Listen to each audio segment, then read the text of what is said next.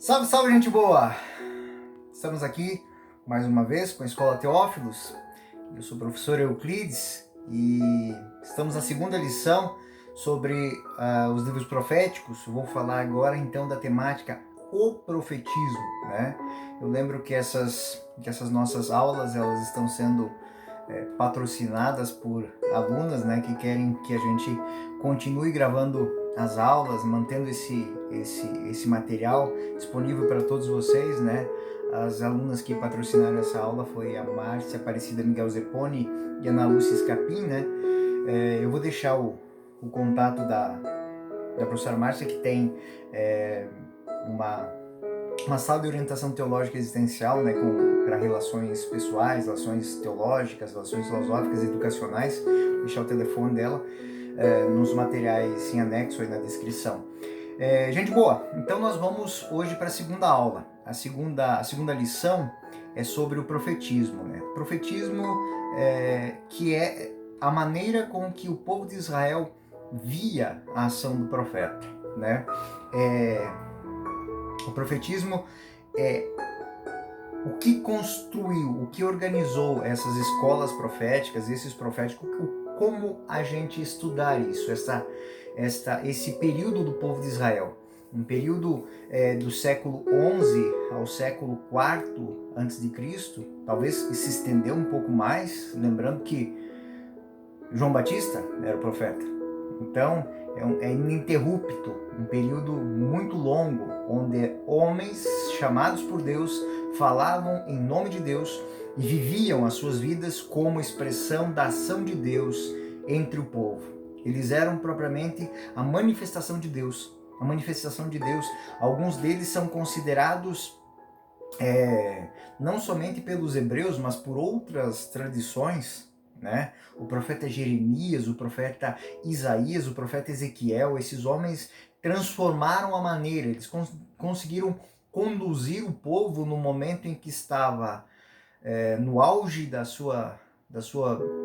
do seu sucesso enquanto nação, viram a derrocada, participaram da caminhada desse povo que foi para o exílio e mantiveram a sua ação no período do retorno para casa, dizendo: olha, aquilo nos levou para o exílio, isso está nos levando para casa, mas para que não voltemos para o exílio, o caminho é esse. Então, o profetismo em Israel é algo muito transformador. Ela é equiparada à lei, tanto que o Antigo Testamento vai lembrar muito isso, a lei e os profetas. Então, nós tínhamos essa visão, Elias e Moisés no alto do Tabor, Jesus e os apóstolos, a lei e os profetas sendo representados ali. Mas o que é o profetismo? Bom, o Antigo Testamento, no profetismo, alcançou seu ápice, ou seja, existe um valor absoluto de espiritualidade. O profeta não fala somente ao povo de Israel. A palavra do profeta é uma palavra que se expande para todas as nações, todos os povos. O Novo Testamento ele é cheio de retomadas de palavras proféticas do Antigo Testamento. Os profetas eram homens de Deus e que eram investidos com essa graça, com o poder do Espírito. Eles tinham uma missão espiritual no seio do povo, que era, acima de tudo, em tempos de alegria, de perigo, de necessidade, manter a unidade espiritual, religiosa e moral. Então, essa é a função do profetismo em Israel. Por ser assim, eles se tornaram grandes guias espirituais, né? Eles substituíram os juízes, né? Que caminharam com o povo de Israel no período que estavam na Terra Prometida, no período da tomada da Terra Prometida, após Josué. Então, os juízes, né, Sansão e outros juízes, Débora, todos esses juízes assim que conduziram Israel, eles são sucedidos agora pelos profetas. Diferente do juiz que está numa tribo ou outra, não. O profeta fala a Israel. Embora o profeta esteja muitas vezes numa região, Quando existe a palavra do profeta, ela é rapidamente espalhada para todo Israel. E até mesmo fora. Lembramos o caso de Naamã, o sírio, que ouve de um de seus empregados que em Israel existia um profeta, né? E ele vai atrás do profeta, né? O profeta Eliseu. O profeta diz para ele, vai, mergulha no Jordão 7 vezes. A profecia pode ser feita para povos além do Jordão, né? Nós vemos os profetas que foram para fora de Israel para profetizar a Israel. Eles se exilaram para poder falar ao povo de Israel, né? Então, esses guias, esses homens que têm como principal finalidade falar em nome de Deus. Então, digo que aqui é uma segunda chave de leitura para a nossa vida. Nós somos sacerdotes, reis e profetas.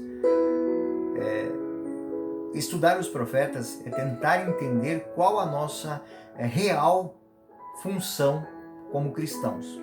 Objetivamente, para que nós viemos, por que nós temos o munus da graça de Deus em nós. O Espírito Santo que age em mim e em você, qual é a função dele?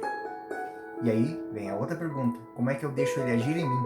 Porque antes que ele possa agir através de mim no outro, ele tem que agir em mim. Então, o que nós vamos ver no decorrer dessa lição é uma compreensão disso. Essa cadeia que foi, podemos dizer, ininterrupta, 6 séculos ininterruptos de profetismo, né? Aproximadamente de 1050 AC até 450 AC, né? E nós temos isso lá marcante no povo de Israel. O exercício do ministério profético ele se divide em períodos, né? Mas não são, digamos assim, períodos iguais. Muitas vezes eles se misturam, mas vamos dizer assim, os 3 primeiros séculos, né, por volta de 750, temos profetas de ação. De Elias, né? Aquelas pessoas que com a sua vida, com a sua maneira de ser, eles vão até os reis, falam aos reis, eles têm um engajamento social, político e religioso muito intenso. Depois nós temos os profetas, ditos profetas escritores, né, que seguem os séculos seguintes até ao fim. São profetas que falavam, traziam mensagens, davam caminhos, né, e eram transmitidos de maneira escrita e eram espalhados em Israel de maneira escrita. E por último, nós temos os profetas que esses últimos podem ser divididos em profetas maiores e menores. Os maiores são Isaías, Jeremias, Ezequiel, Daniel, lembrando que temos aí Lamentações e Abacuque dentro dessa dinâmica aí. E os menores, que são os 12, e que eles antigamente, dentro da tradição rabínica, da tradição judaica, os 12 profetas menores, eles estavam dentro de um livro só, né? Os profetas, eles não estavam organizados de uma maneira cronológica, eles estavam ali, pois era mais temática a inserção desses livros, né? O objetivo da pregação, então, que pode dizer assim, as características do profetismo de Israel são estas. O profeta em Israel, ele tinha algumas prerrogativas. Primeira, defender a pureza do monoteísmo, né? Contra contaminações, quer políticas, quer religiosas, quer morais, quer culturais, ele estava para defender o monoteísmo.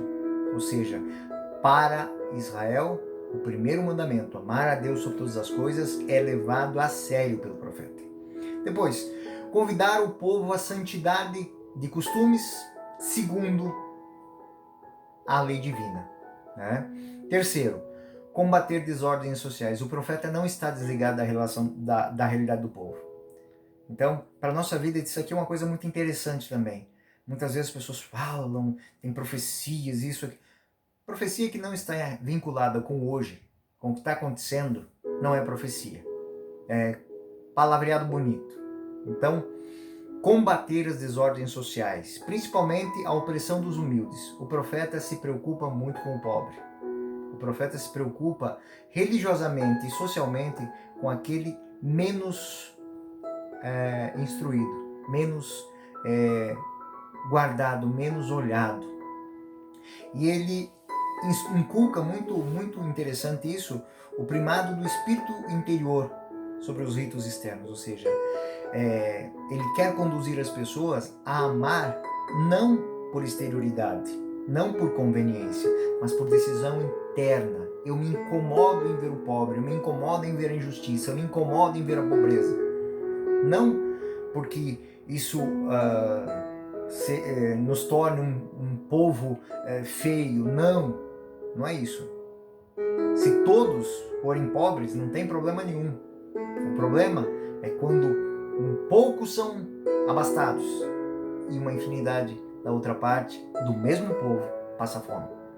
Então o profeta é aquele que se incomoda com isso. Se você se incomoda com isso, pode ter certeza, você tem ímpetos proféticos dentro de você. É simplesmente dar vazão a isso. Outra atitude do profetismo: anunciar a cada cidadão e a toda a nação os tremendos castigos, os tremendos problemas que a não fidelidade, a infidelidade a Deus podem trazer. A consequência disso no dia a dia das pessoas. Como é que isso repercute no dia a dia das pessoas? O profeta é aquele que olha para o passado, analisa o presente e faz uma projeção de como será o futuro. Nossa, quantas vezes você já fez isso? Não foi por acaso, não. O Espírito Santo fala em nós, age em nós, habita em nós. Então, quando eu vejo certas situações, eu compreendo certas situações, é a moção de Deus. Vocês não acham que todo mundo é assim? Tem pessoas que estão pouco se lixando se o outro morre de fome do lado dele. Graças a esse Espírito que está dentro de nós, muitas vezes silenciado pela nossa indiferença, mas que não consegue ser totalmente calado. Então, anunciar à sociedade, anunciar a si próprio, aos seus próximos, aos seus distantes, que existem coisas a serem mudadas a partir do agora em relação ao futuro. E por fim, outra coisa é oferecer uma perspectiva de futuro melhor. Ou seja, o profeta é aquele que investe seu tempo em pensar um futuro diferente, a partir de um arrependimento das coisas erradas, de um assumir valores que são prósperos, que vão trazer a prosperidade não só para mim, mas para todos, e de maneira especial, algo que irá, pequeno, médio e longo prazo, transformar-se em bem maior para todos. A ordenação dessas ideias não é lógica, ela não é organizadinha desse jeito, né? Os profetas muitas vezes apenas profetizaram, os seus discípulos que escreveram. Então olhar para os profetas não como se fossem mestres e doutores, mas como se fossem pessoas como nós, que estiveram no meio do povo, sofrendo com o povo e apontaram caminhos, soluções. Talvez você conheceu muitos profetas, talvez a sua avó, seu avô, seu pai, talvez um amigo seu, pessoas que um dia sentaram com você e falaram: você veio dessa família, essa é a sua história. Hoje você está vivendo assim. Amanhã, que tal você mudar essas coisas para que o seu futuro um dia seja assim? Isso é o tratado, isso é o trabalho que o profeta tem. O profetismo de Israel tinha essa finalidade. Os profetas também falaram do Salvador, do Messias. O Messias, o restaurador da religião, da justiça, o soberano Senhor e Deus da paz. Deram muitos nomes: Emanuel, o servo de Javé, o rebento de Davi, o próprio rei Davi, e também germe divino, né? Então, vários nomes que servo de Israel, vários nomes que o profetismo usou para falar do Messias. Essa palavra que somente uma vez em Daniel 9:26 nós vamos encontrar que ele é Messias, o Messias, que futuramente ele se tornou um homem técnico, né? Tanto que aquela cena do cego de Jericó, Jesus, filho de Davi, tem piedade de mim, ele está usando um título messiânico para reconhecer, para que os outros deem conta de que aquele é Jesus, o Messias, né? Então, frequentemente nós vemos essa palavra, o Messias, Jesus, o Messias. Então, é dentro do profetismo que essa expressão foi cunhada, foi compreendida. Em hebraico, esse termo corresponde-se a Nabi, ou Rabi, né, mestre, mas não é apenas um professor, é alguém que ensina com sua vida, com seu pensamento, com suas palavras, é alguém que traz dentro de si o dom da sabedoria, é algo transformador. As suas palavras e suas atitudes arrastam, transformam a vida das pessoas. Os profetas, então, eles são porta-vozes de Deus, aqueles que falam em nome de Yahvé.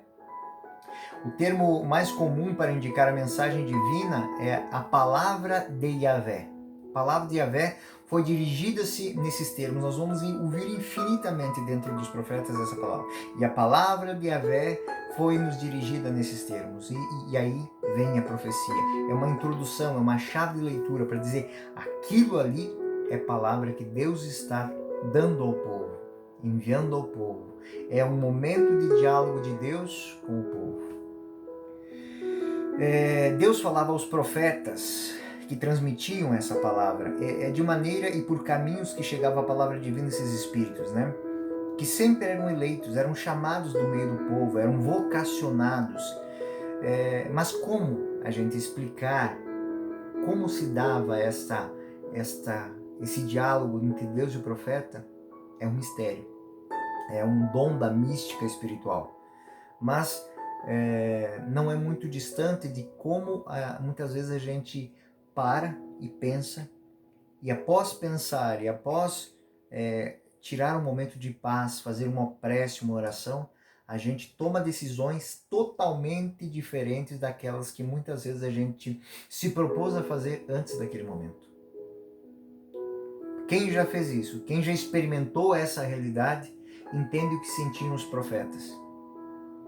Talvez com mais ímpeto, talvez com mais poder, não sei, mas quem já fez essa experiência, quem já percebeu que após um momento de oração, após um momento eucarístico, após um momento de adoração, decisões que antes pareciam impossíveis se tornam possíveis.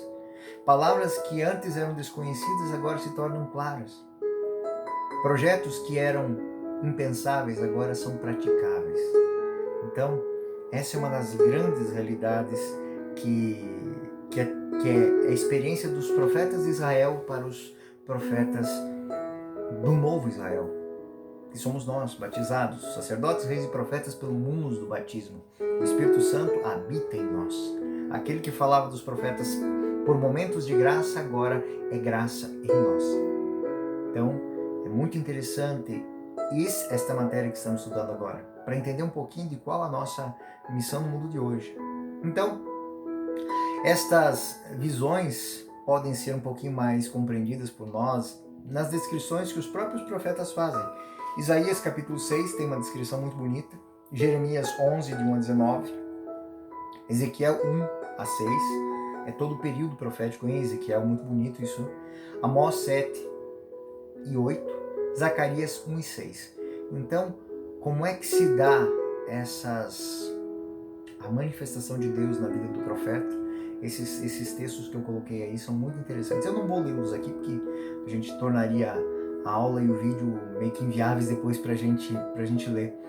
Mas fique assim, Deus se manifesta na vida de um profeta, fazendo com que ele veja de maneira diferente, ele compreenda o mundo de maneira diferente. E isso não é diferente hoje. Existe aquilo que a sociedade diz que a gente tem que dizer. Existe aquilo que a sociedade diz que a gente tem que pensar. Existe aquilo que a sociedade diz que a gente tem que fazer. Mas pare para pensar. Você não é filho da sociedade. Você é filho de Deus. Você é herdeiro do reino de Deus.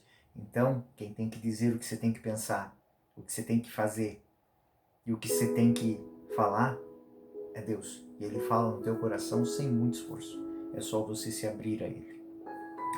Mediante esta ação sobrenatural que vai ser descrita aí, sentidos interiores e exteriores mudavam. O objetivo da revelação era apresentar uma realidade direta, transformadora, motivadora, para que o profeta pudesse, com a sua vida, transformar a vida de outras pessoas. Na maioria das vezes havia uma iluminação direta na mente do profeta. Aquilo que eu disse, não é uma experiência tão estranha para nós. Como disse, quem já passou por uma dificuldade e tirou 15, 20 minutos para fazer um momento de reflexão e de oração, ouviu de Deus aquilo que tinha que ser feito. Não sabe como, não. E também não perca tempo em se perguntar. O fato é que Ele fala quando a gente quer ouvir. Ele está esperando a gente se abrir. Isso era nos profetas, isso é hoje, isso será sempre. Quando a gente se abre a esse amor, Deus fala em nós. Isso gera, para quem faz essa experiência, isso é dos profetas, eu estou fazendo aqui uma correlação, algo interessante, algo indesmoronável. Ou seja, depois que você ouviu Deus falar no teu coração, Deus agir em você, nada consegue te desmotivar, nada consegue te abalar. A gente para pensar o que levou o profeta Oséias, que eu já dei o exemplo no outro exemplo, a mudar toda a sua vida, assumir uma prostituta como esposa, assumir os filhos da prostituição como seus filhos, dar dignidade. O que leva? A palavra de Deus. Ele não tem dúvida que Deus estava falando a ele. Vou dar um outro exemplo. O que levou Santa Mônica a gastar anos e anos de sua vida na conversão de Santo Agostinho, rezando? Ela ouviu Deus falar nas palavras do bispo Santo Ambrósio: não se perde um filho de tantas lágrimas. Essa mulher tomou essa verdade, colocou no seu coração e mudou a sua vida.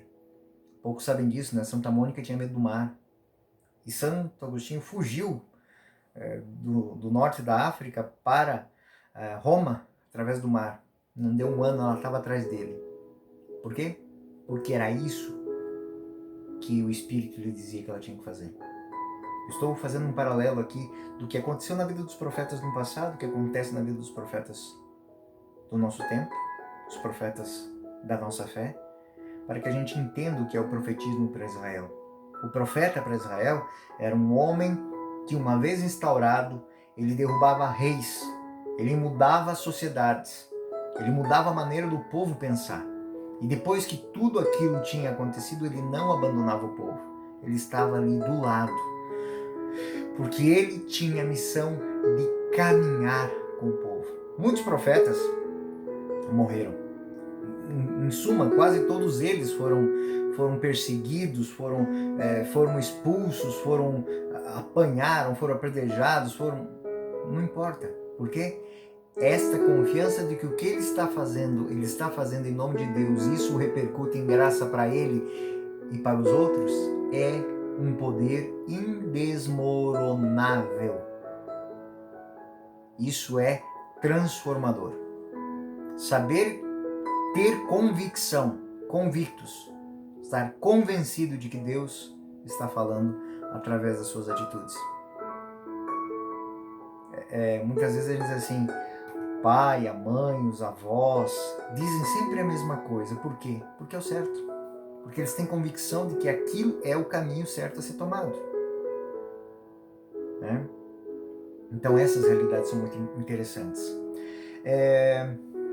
No segundo período dos profetas, são os profetas que falam também uma pregação em escritos. Jeremias capítulo 36, né? E essa forma, ela começa a ser rebuscada. Essa profecia, se forem palavras, simples palavras, elas acabam se perdendo.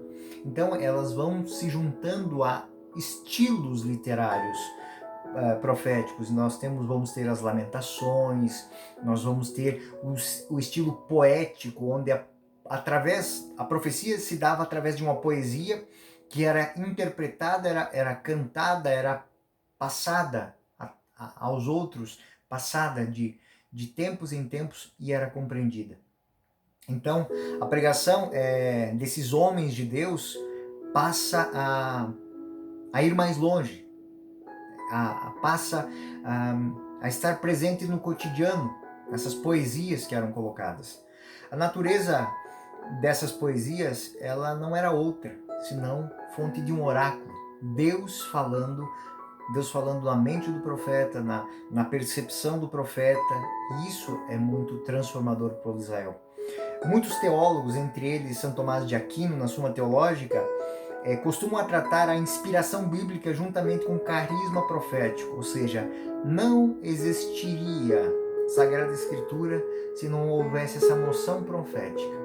A Sagrada Escritura, os autores bíblicos, eles são todos autores dentro dessa moção profética. Por isso digo, o maior profeta de Israel é o povo de Israel. Porque muito antes do povo de Israel escrever a Sagrada Escritura, Deus já falava a ele através dos acontecimentos da história. Desde Abraão, passando por Isaac, todo esse processo, ele é um processo em que Deus manifesta através de ações no tempo a sua presença na história, naquele povo, no povo que ele escolheu para ser e fazer aliança com este povo. Então o profetismo ergue-se num paralelo com a lei. A lei é fruto da palavra de Deus enviada, mas a palavra de Deus já é ação profética. Então, profecia e lei têm pesos equivalentes. Por isso, como disse lá, no Tabor estava Moisés e Elias, a lei e os profetas, do qual Jesus é o ponto de encontro e o ápice da entrega da ação de Deus. O que fazer? A partir do que fazer e em quem fazer. Com Cristo, por Cristo, em Cristo. Então, esta é a realidade. O profetismo, então, ele tem uma função espiritual, ele tem uma função social, mas ele é, acima de tudo, um patrimônio da humanidade. Nenhuma profecia é particular, nenhuma profecia é para uma pessoa. A mudança pode ocorrer numa pessoa, mas ela vai mudar a vida de um povo. É a partir de uma pequena mudança na sua vida que a vida da sua família muda. É a partir de uma pequena atitude sua que o seu ambiente de trabalho muda. Ali você é profeta. Você está trazendo para aquelas pessoas, através da sua vida, um novo despertar para a vida. Então, o profetismo é uma instituição divina em Israel, prevista e aprovada pela lei, mas chancelada pela graça e pelo dom do Espírito Santo, que são para toda a humanidade.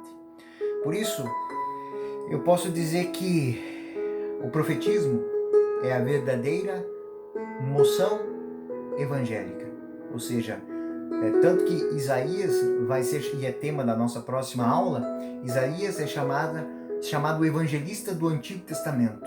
Da mesma maneira que o Novo Testamento é a expressão da ação do Espírito Santo no povo de Deus, nos cristãos, nos primeiros cristãos, o profetismo é a ação de Deus na vida desses homens que mudaram a vida de um povo, que mantiveram a unidade desse povo.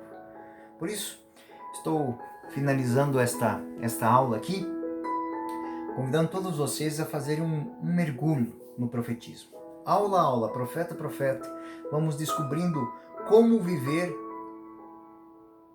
esse dom magnífico, esse munus que todos nós, através do batismo, recebemos.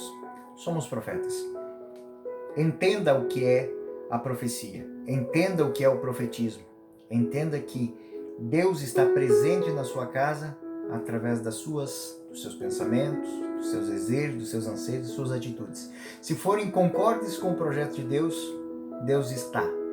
Ou como diz aquelas frases da liturgia que muitas vezes nós não prestamos atenção: o Senhor esteja convosco, Ele está no meio de nós. Corações ao alto, o nosso coração está em Deus. Demos glória ao Senhor nosso Deus. É nosso dever e a nossa salvação. A ação do profeta faz com que todas essas palavras passem a ter sentido. O Senhor esteja convosco. Ele está, desde que esteja no seu coração e você seja aquele que fala em nome dele, o profeta. Que Deus lhe guarde, lhe abençoe, lhe dê um bom estudo que te ilumine a mente. Muito obrigado novamente às minhas caras alunas, né? Márcia Aparecida, Miguel Zepone e Ana Lúcia Capim, que estão patrocinando essas aulas, né? Querem que esse projeto seja levado adiante. Muito obrigado a elas. Deixo aqui na descrição o contato da professora Márcia, né? Ela que tem orientação teológica existencial, relações pessoais, relações teológicas, filosóficas, educacionais. Quem quiser ter mais informações, o telefone dela vai estar aí, né? Então, muito obrigado. Que Deus lhes cumule de graças e de bênçãos. Eu sou o professor Euclides. Esta foi a segunda lição sobre os livros proféticos, falando de profetismo. Até o próximo. Fiquem com Deus. Até a próxima.